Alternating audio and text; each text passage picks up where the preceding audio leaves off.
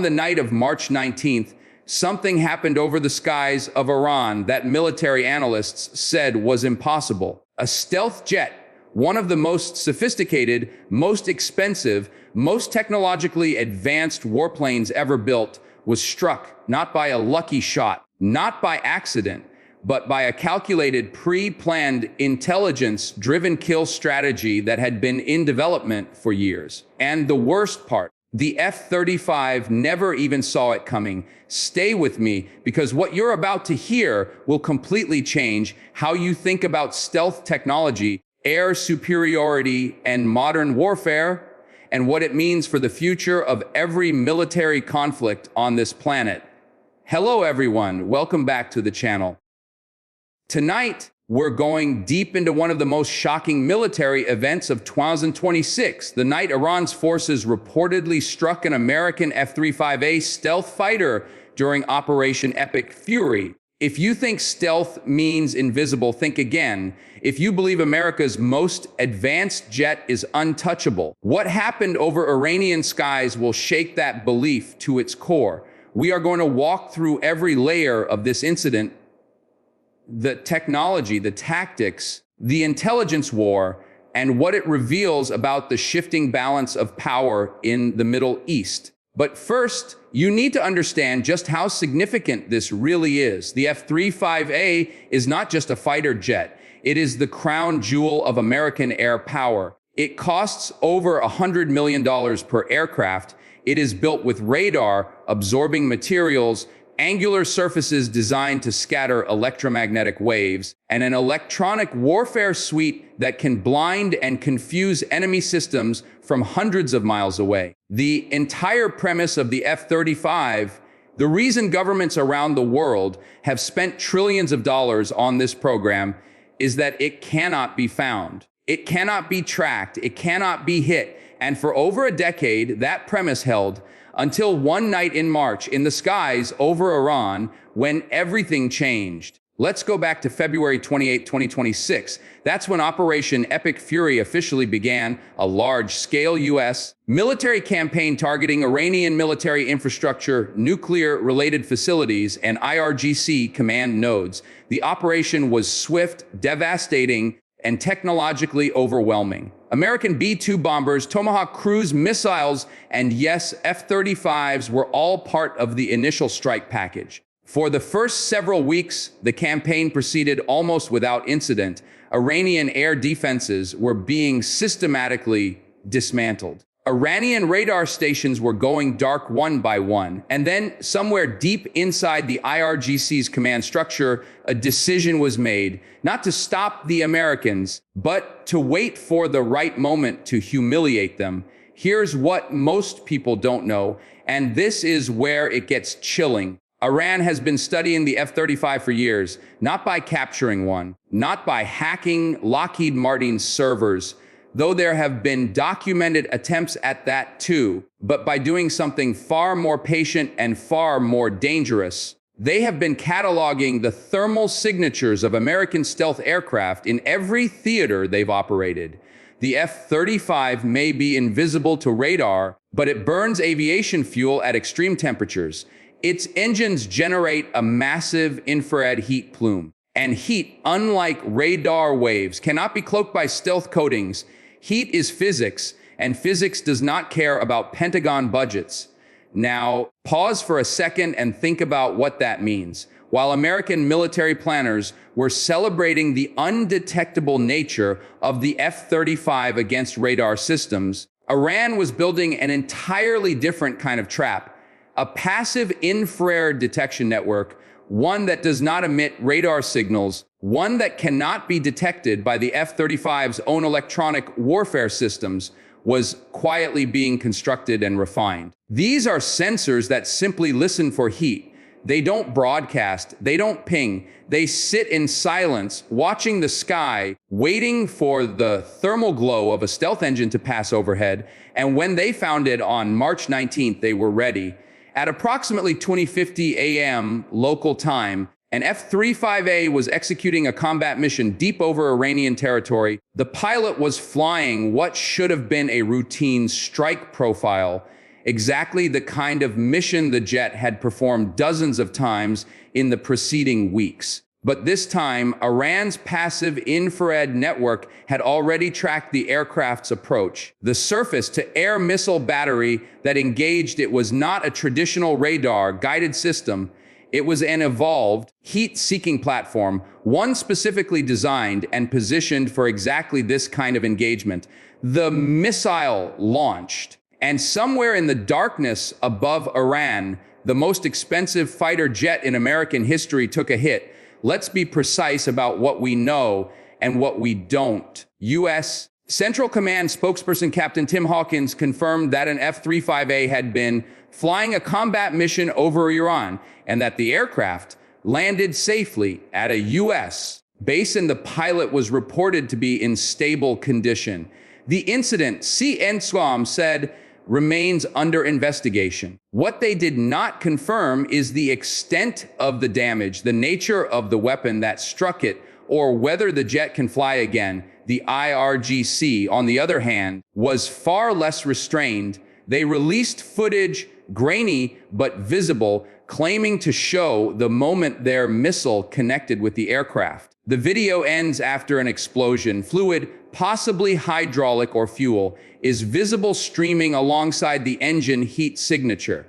The jet, whatever its condition, did not break apart in the air, but it was hit. And that is the point that should stop every military analyst, every defense contractor, every NATO planner cold. It was hit, not destroyed perhaps, but hit.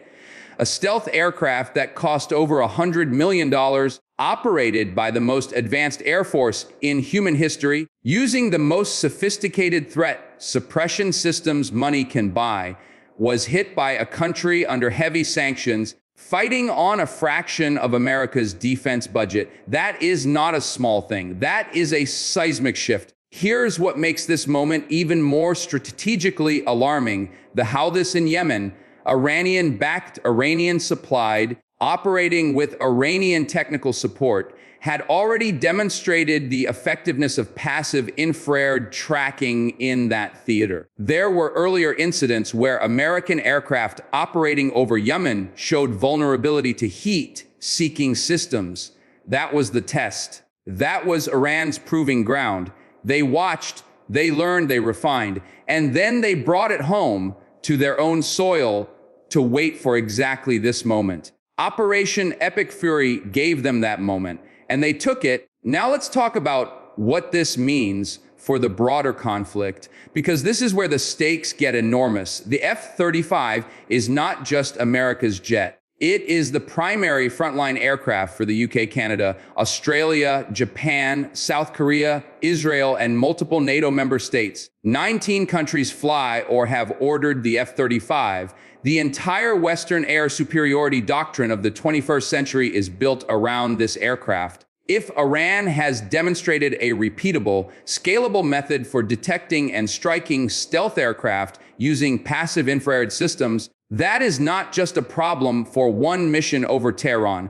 That is a problem for every F-35 in every theater on Earth. And every adversary of the United States, every defense ministry in Moscow, in Beijing, in Pyongyang, is watching this footage right now, taking notes, running their own analysis, and asking the same question: how do we replicate this? Let's go even deeper, because the technology dimension here is only half the story. The intelligence dimension is equally staggering. For Iran to execute this kind of engagement, they needed to know where the F-35 would be. Stealth doesn't mean predictable. Strike packages are planned in secret. Routes are randomized. Timing is varied. And yet, the missile battery was in position. The sensors were aligned. The engagement happened in a very specific window. That raises a question that no one in Washington wants to ask out loud, but everyone in the intelligence community is asking quietly. Did someone know that aircraft was coming? Was there a leak? Was there signals intelligence that compromised the mission profile? Or is Iran's passive detection network now sophisticated enough to predict and intercept stealth aircraft without any prior intelligence at all? Because if it's the latter, If they can do this blind, then the implications are catastrophic. Think about this from Iran's perspective for a moment. For years, decades, Iran has been on the receiving end of American air power. They've watched their nuclear facilities bombed, their generals assassinated by precision drone strikes, their proxy networks disrupted by American air campaigns across the region. They've had no answer. Their radar systems get jammed and destroyed. Their conventional surface-to-air batteries get targeted before they can even lock on. For years, they've been playing defense with equipment that simply wasn't good enough to touch the aircraft targeting them. And then by focusing on the one thing stealth cannot hide, heat, they found a way through. This isn't just a military victory for Iran. This is a psychological one. This is a message to the entire world. America's invisible jets are not invisible to us. And that message is being heard everywhere. What does this mean for Operation Epic Fury going forward? Military planners in Washington are now facing a fundamental tactical dilemma. The F-35 fleet has been the tip of the spear in this campaign. Pulling them back means reduced precision strike capability and a shift to assets more vulnerable to traditional air defenses. Keeping them in the fight means accepting that Iran now has at least a partial answer to stealth, and that more aircraft may be at risk. There is no clean choice here. There is only damage control and adaptation. Countermeasures will be developed and deployed. American defense engineers are almost certainly already working around the clock on solutions. But the gap between "we discovered the vulnerability" and "we've solved it operationally" is measured in months, sometimes years. And this conflict is happening right now. Let's talk about the pilot for a moment, because behind every statistic and every strategic calculation, there is a human being. A U.S. Air Force F-35 pilot flew that mission in the early hours of March 19th. They flew alone in the dark over enemy territory, trusting in the technology that had kept American aviators safe for years. When that missile struck, they had seconds to assess the damage, make life or death decisions, and execute an emergency landing at a base somewhere in the Middle East. They survived. Their training worked. Their aircraft, despite the damage, held together long enough to get them home. That is not a small thing either. That pilot's survival, their professionalism, their ability to bring that aircraft down in one piece, that is the other side of this story. War is not just technology and strategy. It is human beings making impossible decisions at the worst possible moments. And on March 19th, one of them made the right ones. But we have to zoom back out because the bigger picture here is still unfolding. Operation Epic Fury was conceived as a rapid, overwhelming demonstration of American military superiority, a message to Iran, to the region, and to every adversary watching from afar that the United States can project power with impunity, and in many ways it has been operationally successful. Iranian military infrastructure has been significantly degraded. Command and control nodes have been disrupted. The nuclear timeline, analysts believe, has been set back by years. But success in military campaigns is never one-dimensional. Iran has now introduced a counter-narrative, a powerful one. Yes, we took hits, but so did you. And that counter-narrative matters, because wars are fought on perception as much as they are fought on battlefields. The IRGC released that footage for a reason. They didn't have to. They could have quietly registered the hit in their internal after-action reports and said nothing. But they released it publicly, globally, in multiple languages, because they want the world to see it.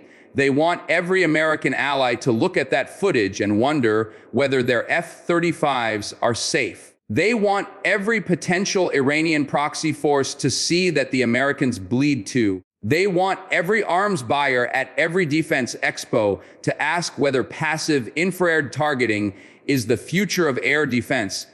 and whether Iran is the country to buy it from. This is information warfare layered on top of kinetic warfare, and it is being executed with precision. Here's the broader technological warning that every Western defense ministry needs to hear. Stealth technology works against one specific class of threat: active radar. It was designed, developed, and optimized to defeat radar-guided systems. But the electromagnetic spectrum is enormous. Radar is one small slice of it. Infrared, acoustic, optical, and seismic detection all exist. Advanced adversaries have known for years that the answer to stealth is not better radar. It is a different sensor entirely. Russia has been investing heavily in infrared search and track systems for over a decade. China has deployed passive detection networks that cover vast swaths of the Western Pacific.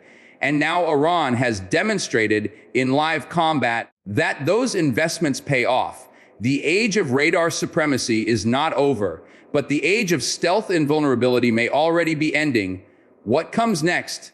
American engineers and planners have several options. Active infrared countermeasures, systems that can detect and decoy heat-seeking missiles, can be upgraded and expanded. Mission profiles can be altered to minimize the infrared signature during the most vulnerable portions of a flight path. Engine cooling technologies can be advanced to reduce the thermal plume that passive sensors hunt for, and new generations of stealth aircraft, including the NGAD program. The next generation air dominance fighter are already incorporating lessons from exactly these kinds of vulnerabilities.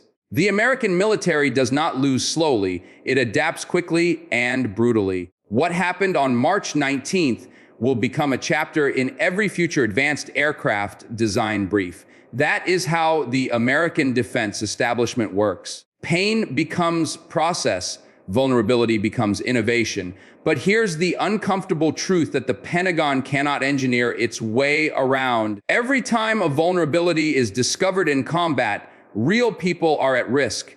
Real aircraft are damaged or destroyed. Real pilots face life-threatening emergencies. The laboratory is the sky. The test subjects are the men and women flying those missions. And while countermeasures are being developed, while new systems are being designed, the conflict continues. The aircraft are still flying. The missiles are still being launched. And the balance of that engagement, the life and death math of modern air combat, has just shifted in a way that cannot be ignored. America's invisible jet got hit. That is the story. But the deeper story, the one that matters for years and decades beyond this moment, is why it got hit, how it got hit, and what that means for every Air Force, every defense ministry, every military planner on Earth who has bet their national security on the promise of stealth. The promise was powerful. The technology is extraordinary. But promises meet physics eventually. And over Iran, in the early morning darkness of March 19, 2026, physics showed up. This is not the end of the F-35. This is not the end of American air superiority, but it is a warning, a loud, undeniable, globally broadcast warning that the era of unchallenged stealth dominance is facing its first serious test. And the outcome of that test will shape the next chapter of global military power in ways we are only beginning to understand. Stay alert. Stay informed. The skies above Iran are still active. Operation Epic Fury is still unfolding. And the intelligence picture is changing by the hour. What happened on March 19th may be just the beginning. If this war has taught us anything in its first weeks, it is this. Nothing in modern warfare is guaranteed, not stealth, not superiority, not invisibility. The only constant is adaptation. And right now, every military on Earth is adapting at speed. If this kind of deep dive military analysis is what you come here for, hit that subscribe button and turn on notifications, because this story is far from over. New intelligence is surfacing every day. New developments are happening every night. We will be right here, breaking it down for you layer by layer, the moment it breaks. The war doesn't sleep, and neither do we.